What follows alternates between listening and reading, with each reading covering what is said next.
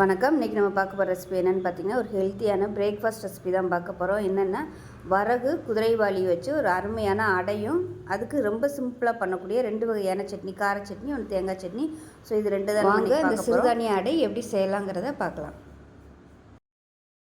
ஒரு பவுல் எடுத்துக்கலாம். இதில் நான் இந்த சின்ன கப்பில் அளவு எடுத்திருக்கேன். நீங்கள் எந்த கப்பில் வேணாலும் அளவு எடுத்துக்கலாம்.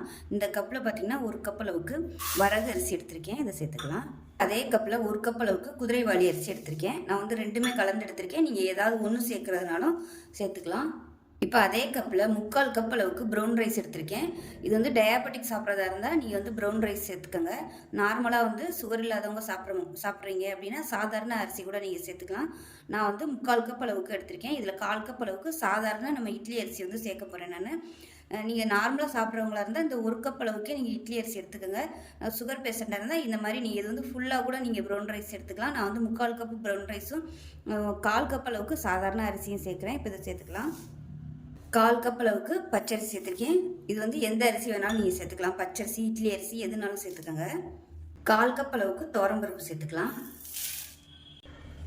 1/2 கப் அளவுக்கு கடலைப்பருப்பு சேர்த்துக்கலாம். கடலைப்பருப்பு கூடவே சேர்த்துக்கலாம், ஒன்றும் பிரச்சனை இல்லை, நல்லாயிருக்கும் டேஸ்ட்டு. இப்போ இதில் 1/4 கப்புக்கு கொஞ்சம் கம்மியாக பாசிப்பருப்பு சேர்த்துக்கலாம். அதே 1/4 கப்புக்கும் கொஞ்சம் கம்மியாக உளுந்து சேர்த்துக்கலாம். உளுந்தும் பாசிப்பருப்பும் கம்மியாகவே சேர்த்துக்கலாம். ஏன்னா ரெண்டும் வலுவழுப்பு தன்மை இருக்கிறதுனால கம்மியாக சேர்த்தா போதும். இப்போ நல்லா 2-3 தடவை கழுவிட்டு பார்க்கலாம். இப்போ நல்லா ஒரு 3 தடவை நல்லா கழுவிட்டேன். பிசைஞ்சு கழுவுனோம்னா தான் அந்த வரகு அரிசியிலையும் குதிரைவாலி அரிசிலையும் அழுக்கு இருந்துச்சுன்னா உங்களுக்கு நல்லா அப்படியே வெளியில் வந்துடும். இப்போ முங்குற அளவுக்கு தண்ணி ஊற்றிக்கலாம். இப்போ அதில் 10 வரமிளகா சேர்த்துருக்கேன். இது கூடவே ஒரு சின்ன துண்டாக இது லேசான சுருள் பட்டை தான், ஒரு 5 துண்டு பட்டை சேர்த்துக்கலாம். நல்ல ஒரு ஃப்ளேவர் கிடைக்கும். அதே மாதிரி 1 டேபிள் ஸ்பூன் சோம்பு சேர்த்துக்கலாம். இப்போ இது எல்லாமே நல்லா ஒரு 3 மணி நேரம் ஊறட்டும். 2 மணி நேரம் இல்லைன்னா ஒரு 3 மணி நேரம் ஊறட்டும். ஊறினதுக்கப்புறம் பார்க்கலாம். இப்போ இது நல்லா ஊறிடுச்சு. இப்போ இது மிக்சியில் போட்டு நம்ம அரைச்சிக்கலாம். கிரைண்டரில் போடுறதுனாலும் போட்டு அரைக்கலாம். கிரைண்டரில் போட்டிங்கன்னா இந்த வரமிளகாய் தனியாக எடுத்து சின்ன ஜாரில் போட்டுட்டு நீங்கள் கிரைண்டரில் போட்டு அரைச்சிக்கோங்க. மொத்தமாக கிரைண்டரில் போட்டோம்னா இந்த வரமிளகா உள்ளே சிக்கிட்டு அரைப்படாது. ஸோ மிக்சியில் போடும்போது கொஞ்சம் கொஞ்சமாக நம்ம ஈஸியாகவே போட்டுடலாம். நான் மிக்சியில் தான் போட போகிறேன். மிக்சியில் போட்டு அரைச்சிட்டு பார்க்கலாம். இப்போ நம்ம ஒரு சட்னி ரெடி பண்ணிக்கலாம். ரொம்ப சிம்பிளாக பண்ணுறது தான். 2 தக்காளி எடுத்திருக்கேன், மீடியம் சைஸாக 2 தக்காளி, ஒரு 5 பல் பூண்டு, காரத்துக்கு தேவையான அளவுக்கு ஒரு 5லேருந்து 6 வரமிளகா எடுத்து வச்சுருக்கேன். கொஞ்சமாக புளி, இதில் கொஞ்சமாக தேவையான அளவுக்கு உப்பு வச்சுட்டு நல்லா நைஸாக அரைச்சிக்கலாம். இது தேங்காய் சட்னிக்கு ஒரு 1/4 மூடி அளவுக்கு துருவன தேங்காய், 2 பச்சை மிளகாய், கொஞ்சமாக பொட்டுக்கடலை, இது ஒரு 2 டேபிள் ஸ்பூன் அளவுக்கு வரும், கொஞ்சம் கொத்தமல்லி, தேவையான அளவுக்கு உப்பு வச்சுட்டு இது எல்லாத்தையுமே நைஸாக அரைச்சிக்கலாம். இப்போ நமக்கு 2 சட்னி ரெடி ஆயிடுச்சு. கார சட்னி ரெடி ஆயிடுச்சு, அதாவது பூண்டு தக்காளி போட்ட கார சட்னி, தேங்காய் சட்னி ரெடி ஆயிடுச்சு. இது கொதிக்க விடணும்னு அவசியம் இல்லை. விருப்பப்பட்ட நீங்கள் நல்லா கொதிக்க விட்டுக்கலாம். டக்குன்னு பண்ணணும்னு நினச்சிங்கன்னா சும்மா தாளிப்பு மட்டும் கொட்டிட்டு கூட நல்லாயிருக்கும். இப்போ இது 2க்கும் நம்ம தாளிச்சிக்கலாம். இப்போ நம்ம சட்னியும் தாளிச்சாச்சு. நான் 2க்குமே சேர்த்து தாளிச்சிட்டு அதனால் கொஞ்சம் கொஞ்சம் எடுத்து கொட்டிக்கலாம். அவ்வளோதான், 2 சட்னியுமே ரெடி ஆயிடுச்சு.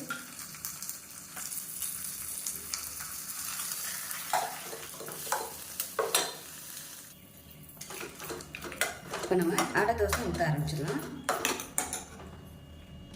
இப்போ நமக்கு அடை மாவு ரெடியாக இருக்குது. இப்போ நான் காலையில் தான் அது செஞ்சிட்ருக்கேன். முதல் நாள் நைட்டே நான் செஞ்சு ஃப்ரிட்ஜில் வச்சுட்டேன். ஏன்னா காலையில் நம்ம ஊற வச்சு பண்ணுறதுக்கு நமக்கு டைம் இருக்காது இருக்கும். ஆனால் வெள்ளனை நம்ம எந்திரிச்சு ஊற போட்டு அதை அரைக்கணும். முதல் நாள் நைட்டே நம்ம செஞ்சு வச்சுட்டோம்னா காலைக்கு ஈஸியாக இருக்கும். மாவு இல்லைன்னா முதல் நாள் நைட்டே நம்ம ஊற வச்சு அரைச்சி வச்சிட்டோம்னா கரெக்டாக இருக்கும். இப்போ பாருங்கள் ரெடியாக இருக்குது. இப்போ நான் 3 பேருக்கு தான் ஊற்ற போகிறேன். இது கொஞ்சம் மிச்சம் இருக்கும், அதனால் கொஞ்சம் எடுத்து வச்சுட்டு மிச்சத்தை நம்ம ஊற்றிக்கலாம். இது ஒரு 2 நாளைக்கு நீங்கள் ஃப்ரிட்ஜில் வச்சுக்கிட்டு யூஸ் பண்ணாலும் ஒன்றும் ஆகாது, நல்லாயிருக்கும். அவ்வளோதான், இதை மட்டும் நம்ம ஊற்றிக்கலாம். ஏன்னா அடை நிறையா சாப்பிட முடியாது, கொஞ்சம் தான் சாப்பிட முடியாது. அதனால் இது போகும், வேணும்னு நம்ம எடுத்து கலந்துக்கலாம். இப்போ இதில் நம்ம கொத்தமல்லி, உப்பு, பெருங்காயம் இதெல்லாம் போடணும். இப்போ தேவையான உப்பு சேர்த்துக்கலாம். இப்போ தான் நான் உப்பு சேர்க்குறேன். அரைக்கிறதுக்கு நான் உப்பு போடலை, உப்பு சேர்த்தாச்சு. இப்போ பெருங்காயத்தூள் சேர்த்துக்கலாம் கொஞ்சமாக. கண்டிப்பாக பெருங்காயம் சேர்த்துக்கோங்க. இப்போ இதோட பொடியாக இருக்குன்னா கொத்தமல்லியில் முருங்கைக்கீரை கிடச்சிச்சின்னா முருங்கைக்கீரை சேர்த்துக்கோங்க. நான் இப்போ வாங்கிட்டு வர சொன்னேன், கிடைக்கல, காலைல வெள்ளனை போனதுனால. முருங்கைக்கீரை இதே அளவுக்கு ஒரு கைப்பிடி சேர்த்துக்கோங்க. இதை கலந்து விட்டுக்கோங்க. இதில் நான் பொடியாக நறுக்கின வெங்காயம்லாம் போடலை. ஒரு சில நேரம் நான் வெங்காயம் தேங்காய் எல்லாமே அடை மாவு அரைக்கும் போதே அரைச்சிருவேன். நான் வந்து இன்றைக்கி இப்போ வந்து அரைக்கலை, ஆனால் இப்போ வந்து நான் பொடியாகவும் நறுக்கி போடலை. ஏன்னா பையனுக்கு வந்து பிடிக்காது, ப்ளைனாக இருந்தால் தான் சாப்பிடுவாங்க.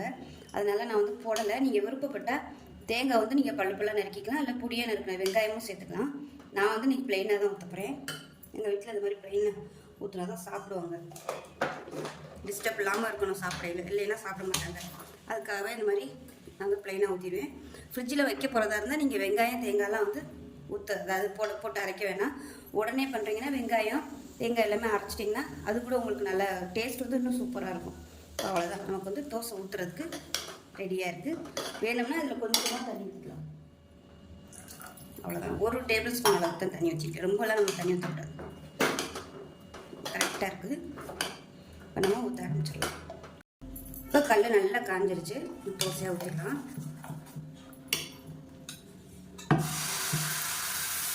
முருங்கைக்கீரை தான் போடணும்னு அவசியம் இல்லை. வேறு நீங்கள் உங்களுக்கு வந்து எந்த கீரை வந்து நீங்கள் வீட்டில் உங்களுக்கு கிடைக்குதோ இல்லை வச்சுருக்கீங்களோ அது கூட நீங்கள் சேர்த்துக்கணும்.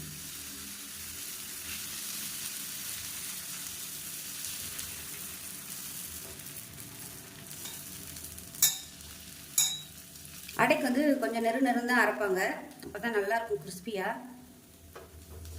அவ்வளோதான், இதுக்கு மேலாப்பில் என்ன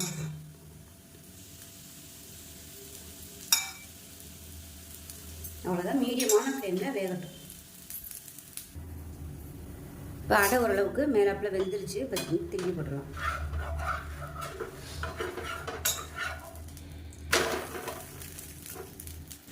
இப்போ நமக்கு அடை சூப்பராக ரெடி ஆயிடுச்சு.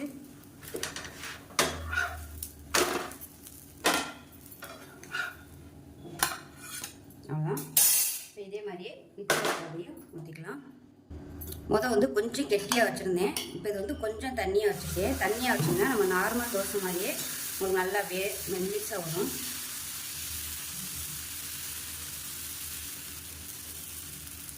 இல்லை எவ்வளோ சூப்பராக வரும்னு. சாதாரண மிளகாத்தூள் தான் சேர்த்துருக்கேன். நீங்கள் வந்து 2 காஷ்மீரி மிளகாத்தூள் சேர்த்திங்கன்னா உங்களுக்கு கலருமே நல்லா சூப்பராக வரும். இப்போ தான் திருப்பி போட்டுக்கலாம்.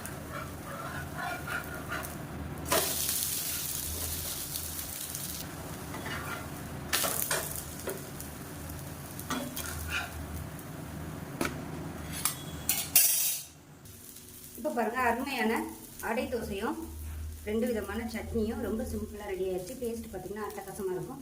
எங்கள் வீட்டில் காலையில் பார்த்திங்கன்னா இன்றைக்கி அடை தோசை தான். இந்த ஸ்கூல் வந்து இப்போ எக்ஸாம் இருக்கிறதுனால மத்தியானம் லஞ்சு கொடுக்குற பிரச்சனை இல்லை. மத்தியானம் தான் எக்ஸாமுங்கிறதுனால மத்தியம் தான் போகும். அதனால் காலையில் வந்து நான் அடையாகவே இன்றைக்கி போட்டுட்டு இனிமேல் தான் மாவாட்டணும். ஸோ ரொம்பவே ஆரோக்கியமான ஒரு அடை. சிறுதானியம் வச்சு எந்த சிறுதானியம் இருக்கோ நீங்கள் அதை வந்து ட்ரை பண்ணலாம். திணை போடலாம், இல்லை சாமை, குதிரைவாது எது இருக்கோ நீங்கள் அதை வச்சு கூட நீங்கள் இது மாதிரி அடை செஞ்சிங்கன்னா சூப்பராக இருக்கும்.